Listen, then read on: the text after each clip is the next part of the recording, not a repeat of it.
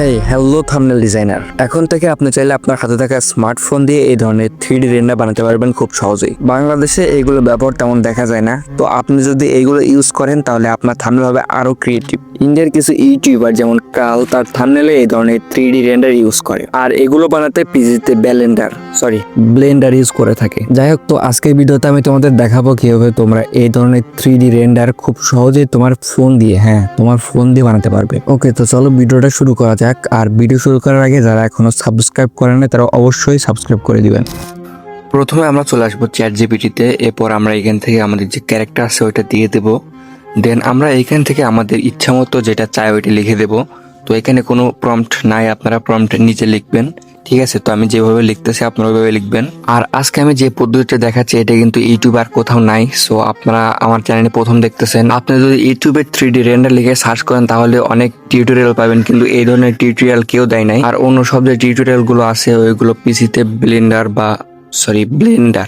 Blender অথবা মোবাইলে third party একটা অ্যাপ ইনস্টল করে, যেটা ইনস্টল করা অনেক ঝামেলা। আর ওইটাতে অনেক ভাইরাস থাকতে পারে বা ওটা অনেক ঝুঁকিপূর্ণ হতে পারে, কারণ যেহেতু third party apps.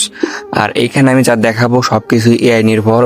Chat GPT এবং আরেকটা এআই আছে, তো এই দুইটা এআই দিয়েই আমাদের কাজ হয়ে যাবে। ঠিক আছে, তো দেখেন আমি এখানে প্রম্পট লিখে দিয়েছি যে আমি এটাকে 3D বানাতে চাই, তুমি আমাকে একটা প্রম্পট লিখে দাও। তো দেখেন আমাদের কিন্তু সুন্দর একটা প্রম্পট দিয়ে দিবে। তো এখান থেকে আপনার চাইলে অ্যাডজাস্ট করতে পারেন, যেমন আপনারা এখানে বলতে পারেন যে আমার শুধু ক্যারেক্টার লাগবে, অথবা আপনি চাইলে আপনার হাতের পোজ চেঞ্জ করতে পারেন, ফেস এক্সপ্রেশন চাইলে চেঞ্জ করতে পারেন। ঠিক আছে, ওটা আপনার ইচ্ছা। তো আমার শুধু ক্যারেক্টার লাগবে, তো এই জন্য লিখে দিলাম যে আমার শুধু ক্যারেক্টার লাগবে।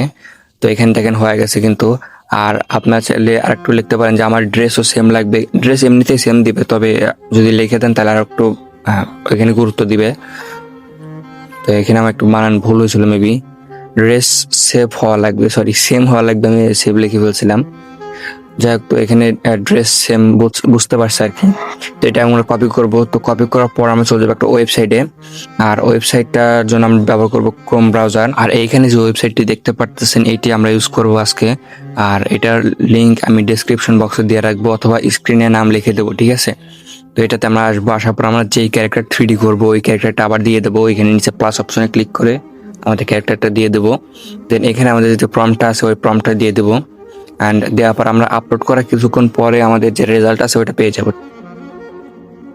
আচ্ছা, তো দেখেন আমাদের প্রথমে যে ক্যারেক্টারটা দিছে এটা কিন্তু একটু খারাপ ক্যারেক্টার দিছে। যাই হোক, তো এটা আমাদের দরকার নাই, তো এটাকে আমরা কেটে দেবো। আর এটা দেখেন কোয়ালিটি একদম খারাপ। ওকে, তো এটাকে আমরা ক্রস করে দেবো। আমাদের দ্বিতীয় নম্বর যে ক্যারেক্টারটাতে যাবো।